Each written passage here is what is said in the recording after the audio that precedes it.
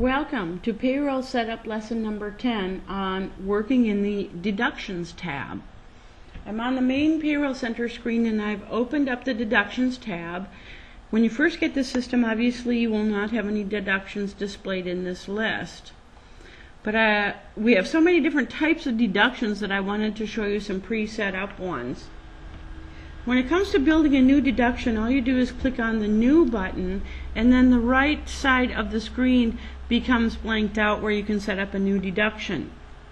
What I'm going to do is edit an existing one by double-clicking on it, and I'm going to go through the fields at the right, just as you would as if you were setting up a new deduction. First of all, the active checkbox can be turned on or off. So if you have a deduction that somewhere along the line becomes inactive, you can turn that off either by hitting your space bar or taking your mouse and clicking the check mark out of there. As I press enter, the pre-tax checkbox is highlighted, and this relates to whether the deduction itself is a pre-tax deduction or not, because pre-tax deductions obviously affect the calculation of taxes differently. So I'm going to keep this one as a pre-tax deduction so I can show you how to set those up. On regular deductions such as garnishments and other such things that are not pre-tax, obviously you would not have a check mark in that box. Must attach to pay rate. We've talked about this a little bit before, because when you have a deduction such as a union benefit, or a union deduction, you want to make sure that this check mark is on, because as with union benefits, union deductions are also calculated based on the actual hours that they're related to. So when we begin setting up pay rates, we're going to relate everything together. So it's very important that this check mark is there on both union deductions, union benefits, and even workman's comp codes, which are set up in the Employer Liabilities tab. As I press enter, I can enter the description of the deduction, and when I press enter into the S name field, you can see that I recommend making your short names very descriptive, because as we begin relating things together, which we're not there doing yet, we're just setting things up, but as we begin relating things together, you want things to be very, very visual. So you want to be very descriptive about what the deduction is, and if it's a union deduction, what local it is, and even related to kind of what code you're talking about too. In this case, foreman. This is a 401k deduction for 110 foreman. When I press enter, I'm brought to the annual amount field. Not all deductions have a limit to the annual amount that can be deducted, but if there is, certainly put it in the annual amount field. When you press enter, you're brought down to the Liability GL Account, and this is where you relate the deduction to the proper liability account in the general ledger. And as you can see, you can do that right here by selecting the account so that it's displayed in the field. When you press enter, you're brought down to the W-2 box. Now, obviously not all deductions are going to be reported on the W-2, which is why one of the options in this drop down is not to report it on the W-2. But there are some deductions that you do want reported on the W-2, such as retirement plans. Okay, those are very commonly reported on W-2s in box 13. So even later on, if you calculate your W-2s and you don't see your retirement plan on your W-2s, you can resave the deduction after you've changed this, resave it, then recalculate your W-2s, and you will see the retirement plan then show up on your W-2s. When I press enter, I'm brought down to the Occurrence field, and the Occurrence tells COBRA how often I want this deduction to be calculated. So as you click open this little drop down, you only have two selections: every run or specific weeks. if I select every run, then I do not have to select anything in the weeks, because COBRA will automatically know that it's going to occur every time you run payroll. However, if you select specific weeks, then you can tell the program which weeks or week of the month you want the deduction to occur.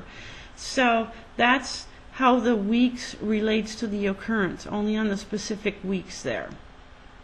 I'm going to set this back to every run. Now the calculation method, very similar to the employer liabilities, the calculation method tells COBRA how to calculate this deduction. And you have different calculation methods. The fixed amount means that it's just a standard fixed amount every time you run payroll.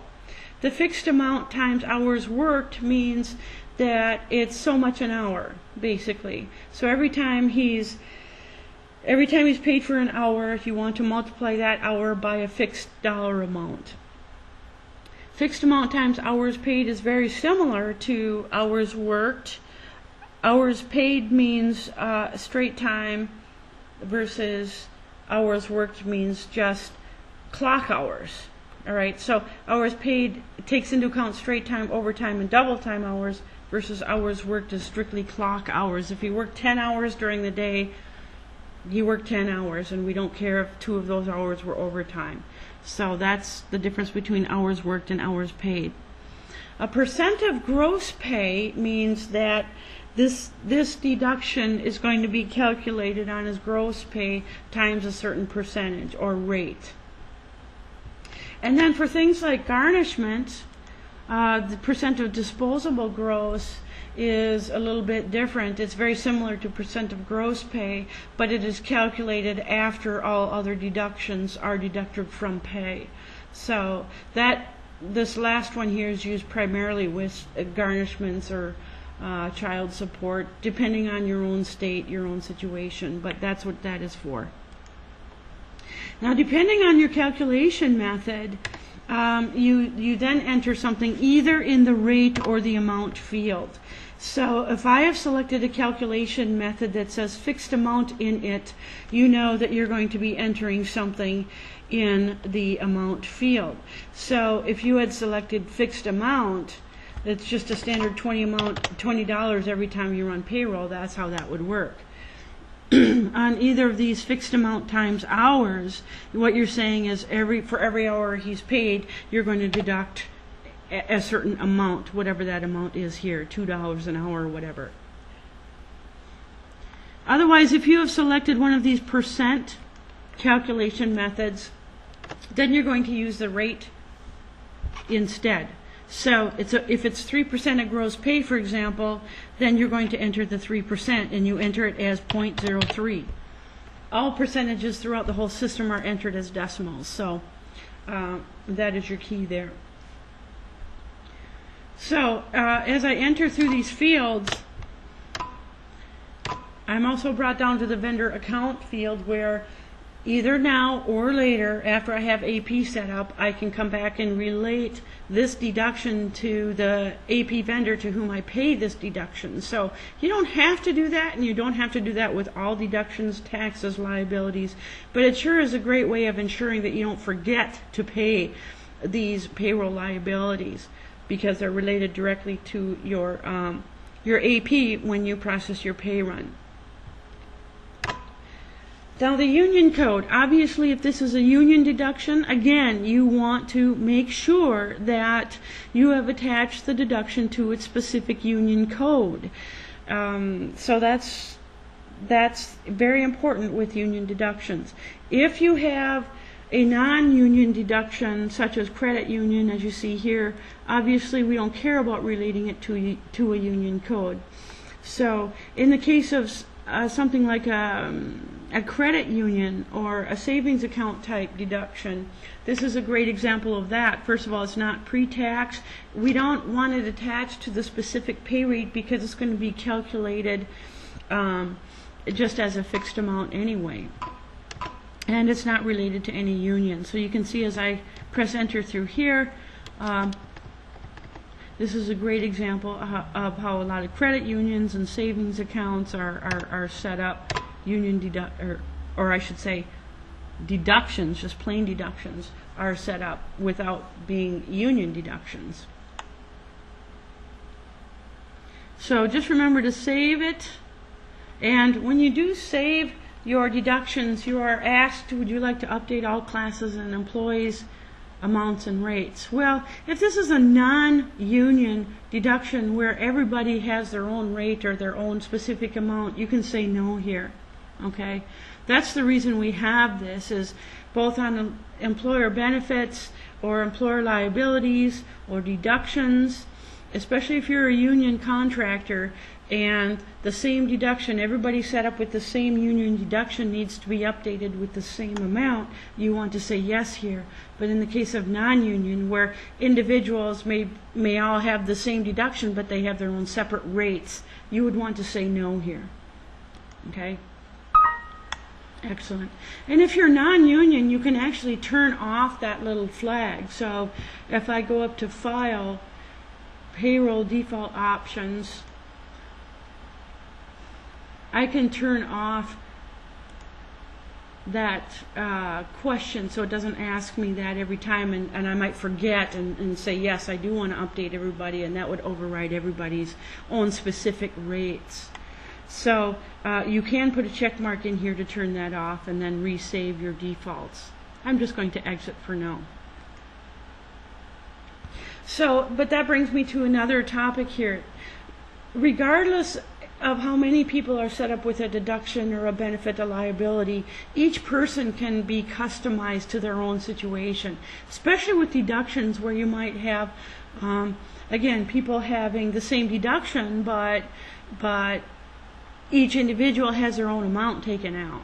So you don't have to have the deduction set up for every occurrence of it. Just set it up once here, customize it on the employee side. Now when it comes to pre-tax deductions, I'll go up to a pre-tax deduction here, denoted by this check mark. We need to tell COBRA which are the after deduction taxes and tax liabilities. So once we have it set up, you want to double click on it so it appears right above here in blue. And we're going to work in the taxes and the liabilities tabs, okay? The first thing you do is click into the taxes tab, and the right side of the screen will be blank when you first come into it. But the right side is very important because you're telling then the program which taxes, as displayed at the right, are the after deduction taxes. Okay? So in this case, what we're saying is that the federal and the state are my after deduction taxes. FICA is going to be fully taxable, all right? So what I did was I checked the taxes that I want to be displayed at the right. I checked them here in the left box, and I said add them to the right. If you accidentally selected a tax that was over at the right, or you're coming back later on and you're making corrections, you can actually take something out of the left box, or rather the right box, I'm sorry. So when you click on a tax in the right box, by checking it, you can click the remove button and it will remove it from the right list. So again, the right list represents the after deduction taxes. Then we have to do a similar thing with your liabilities, your tax liabilities. So in this case, again, we're saying that FICA is going to be fully taxed or fully calculated, but my federal and my state unemployment are going to be calculated after the deduction is taken. So I did a similar thing. I found both of those here, my federal unemployment and my Minnesota SUTA, I should say. I put check marks in them in the left box. I selected add to add them to the right list, and then I can also check them to remove them out of the right list as well. So again, after the deduction takes place, these are the after deduction taxes and tax liabilities. Always remember to click save when you make changes to any of your deductions. This ends the lesson on setting up deductions and payroll.